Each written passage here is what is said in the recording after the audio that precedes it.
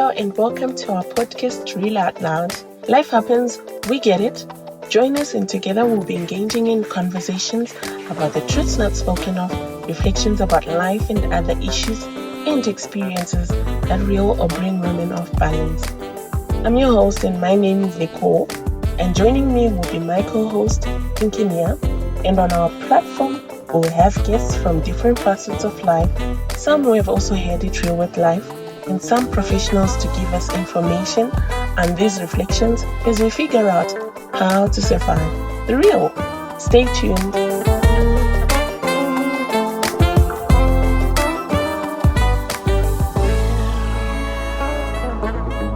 Hello and welcome everyone to yet another episode with my co-host Pinky. Hi Pinky. Hi, what's up? Hi guys, Dumelang Zenbunani Makadi. Welcome to our podcast. The name is Pinky.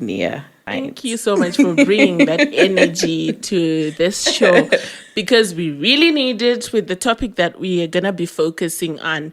Guys, just remember that Rose's interest is mostly in people's social well-being. It makes boundaries a very relevant topic for today because of how boundaries have an impact or an influence on touching people's lives, like in different relationships, at work, in our family relations and all that. So it's a very relevant topic for today. And I'm so much excited to be talking about this topic. What comes to your mind? Okay, what comes to mind is boundaries is where I draw the line. This is the borderline forever. Do not cross it. There are certain areas that we get into and there are certain areas that men stay away from. Absolutely. I'm thinking of boundaries as limitations that we give people in the different interpersonal relations that we have, to say that, okay, you can visit me to my house, but if you see my drying towel in my bathroom, it's not your place to use the towel without asking me. Or if you come to my place, it is my responsibility to tell you, this is my cup, do not use it. That's a boundary. Okay. Do not enter my room without knocking. As a family, family boundaries. Knock before you enter. If I speak, you do not speak, you listen. I also listen when you speak. So you're telling us a very important point here. You're basically saying that boundaries start off from home. Yes. If I'm to have boundaries as an adult or as a teenager or as a grandparent, it has to start from where I came from as well. Yes. It has an influence on how I set boundaries and if I do it adequately so over time. Yes, because someone might argue the fact that, okay, we're from a big family and, it's really that difficult to be setting boundaries that this is my chair or this is my cup. When we are such a big family, I am not able to set those boundaries. But I feel it is very, very possible. Like everyone have their likes and interests. You guide those. You put boundaries around those.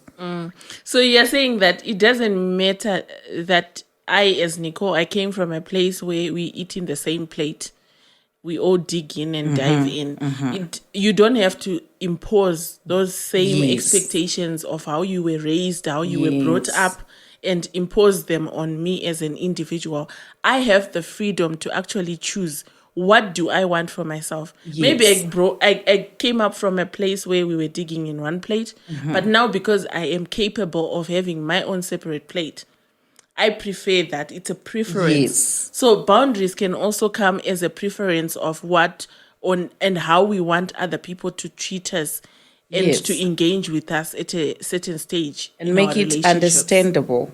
I've seen we come from places where some parents have no boundaries. I know there's this WhatsApp meme that I like of a child hanging on a TV. And they are in a visitor's house. And the question is, if it's your visitor's child doing this, and they're just saying, I always tell him not to do this, but he does it don't anyway. Don't even touch him. He will start crying. Let him be. How do you feel at the end of the day? Burst. You feel invaded. They're invading your space. But in this case, because it's a kid, there's nothing that you can really do about it. Maybe you can talk to the parent that next time when you visit, don't bring your child. So basically what we are saying to people out there is that in all areas of a person's life, it is very necessary to define healthy limits, basing this on the understanding that too much of anything is always toxic and it's not good at the end of the day. And we need to exercise behaviors that actually protect our rights and our interests and our needs from other people. Yes. And discipline is key. And listening. Right. Okay. Things that I'm comfortable with might not things that you're comfortable with. Okay. So I should be able to respect as well. I respect your boundaries.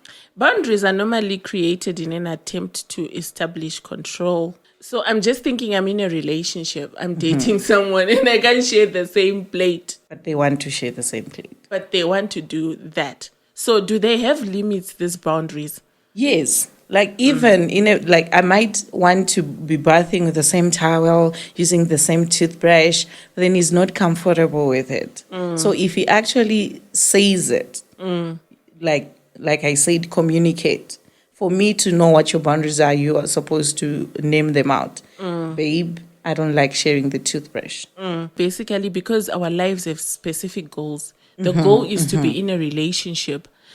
But we now have to draw lines that keep us inside the road that leads us to achieve those things without necessarily overstepping. Yes. Okay. Yes. What are some of the typical life goals that we have as individuals? Could they be good health, financial stability, healthy relationships? Could they be good grades, safety, and career success?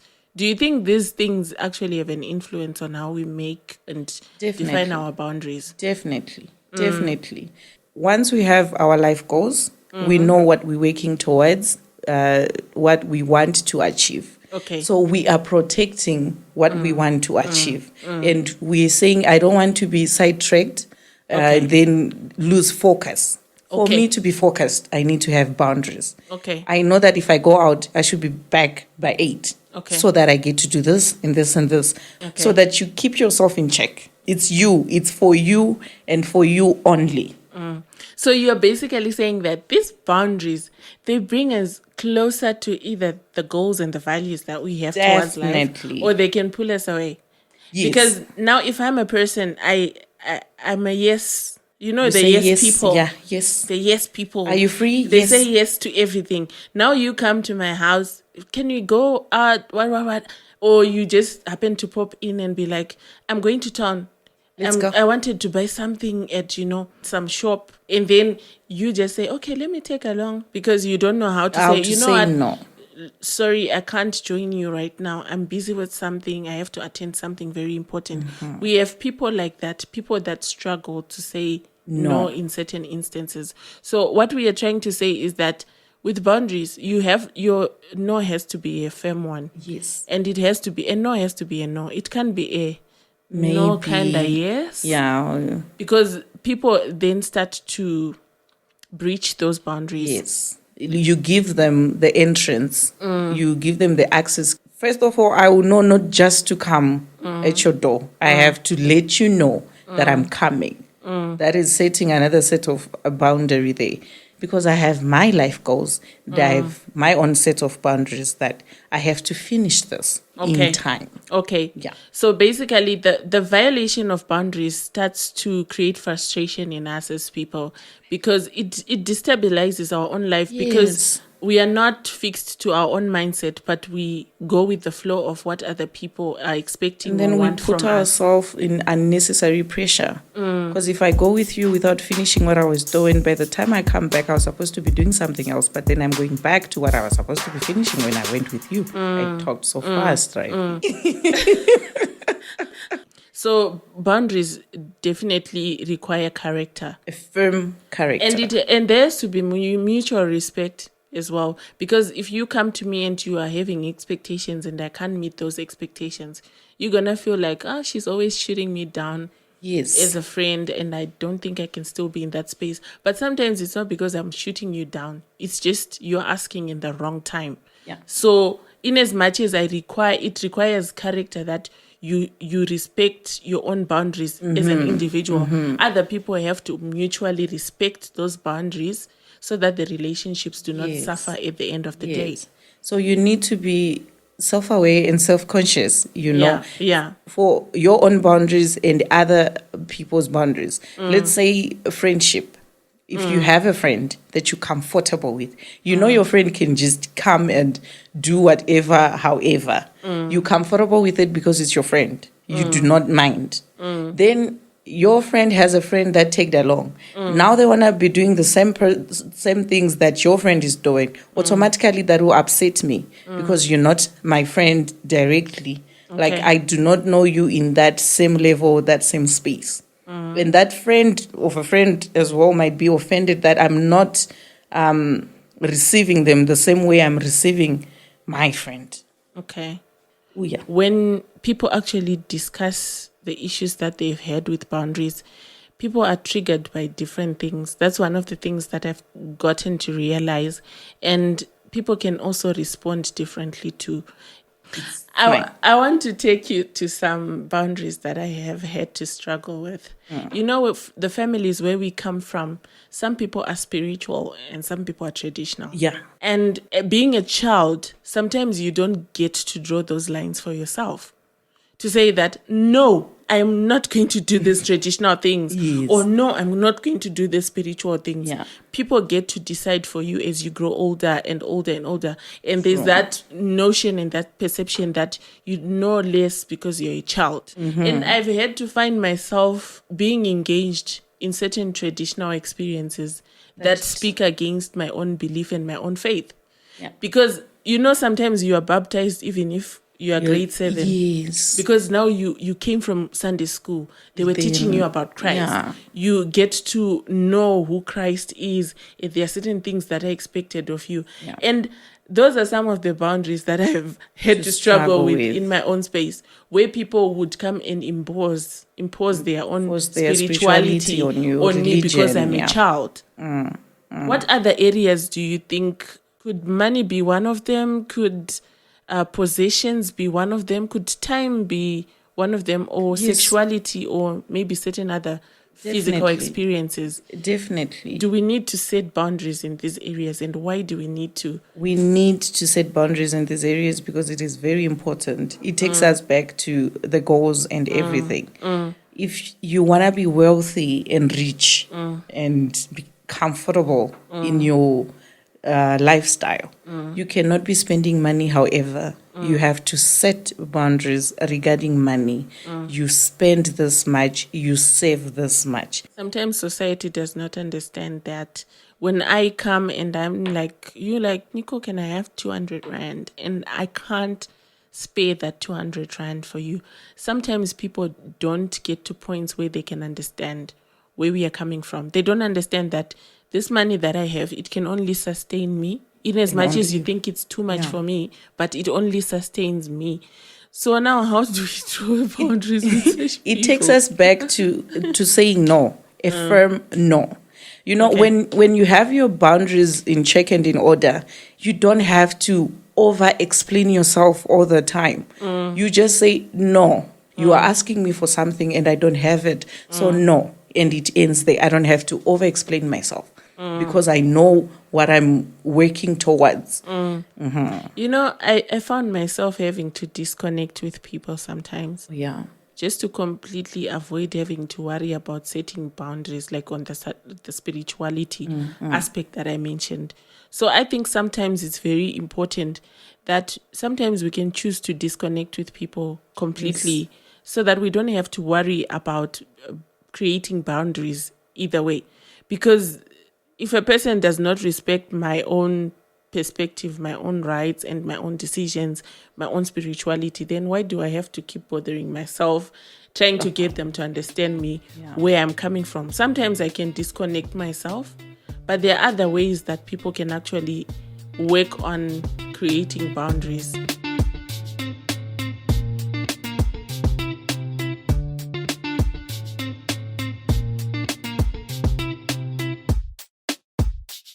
I'm very excited about this topic because I think I've been both there where I couldn't set boundaries and then when I had the benefits of setting a boundary and also being that person who didn't respect other people's boundaries. Okay. So I think I was an all-rounder, Okay. like Okay. I come to your house, I see this dress, I like it. You're like, okay, you can wear it. I wear it, I go with it, I never return it. Okay. I am overstepping the boundary, And there's one silly boundary that we can call it silly in other instances. The one where a person touches your phone and they are all up in your WhatsApp. You show them one picture, Yeah, they're scrolling. Where are you going? In your text messages. They're everywhere. Nowadays, we have private things like, my financial statement can come in on my messages and you're in my messages. What do you want from there? Boundaries. Boundaries. They're important. Stay out. Stay away. And there's this thing about people. They have this curiosity. When you go into a room and it says that no cell phones here. The first thing that your mind wants to do is to fiddle with the phone. And see what happens. And that's exactly what happens with boundaries. The first thing a person comes to a certain house, they know there are certain things that you can't do. You can't open a person's fridge. What can we eat in this house? Flipping the cupboards over. You are walking all over the rooms, opening doors. We have people that struggle to read social cues, Yes. You were talking about how to set boundaries. Sometimes I formally set boundaries, but it really takes me quite a steep push to get to that point where I set a boundary verbally. I set my boundaries in my actions. When you are talking to me, my facial expressions already show that you are overstepping or you are overlapping. Yeah. Or my responses, they show that you are going to a place where I'm not comfortable. All right. Just hold it there. But some people they don't. They don't see the cues that this is. Or like, oh, how old are you? So do you have a baby? You don't have children? Why? No. I've had such experiences quite a number of times. It's annoying. Where people think because you are 30-something, you should be married, you should have a baby. And there are people that are hating out there because people do not have boundaries. Yes. Having a baby, it's part of my privacy. It's my choice. It doesn't have to be, you want to be all up in my business. Why are you not getting pregnant? Whatever that you're doing is not working enough.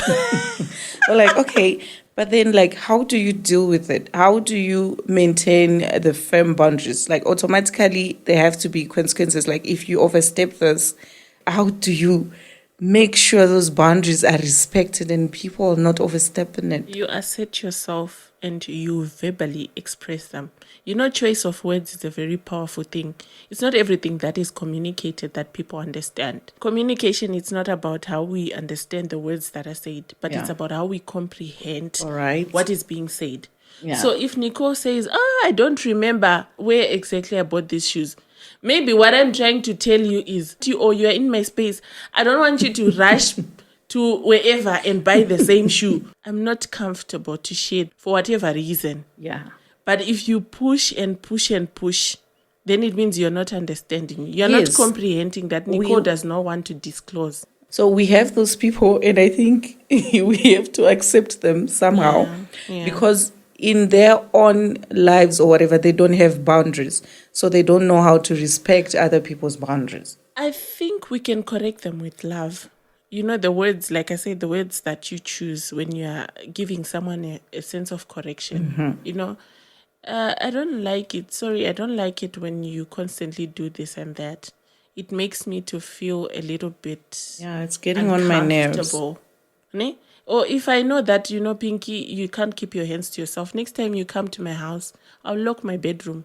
And then I know that the moment you're flipping my house or around, then it means that when you go to my bedroom, you just find it's locked. You're not going to ask me why I locked my bedroom?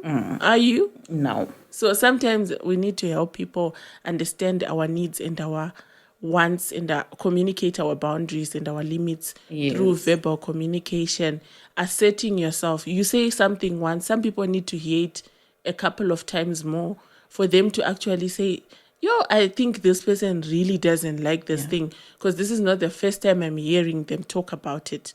Ne?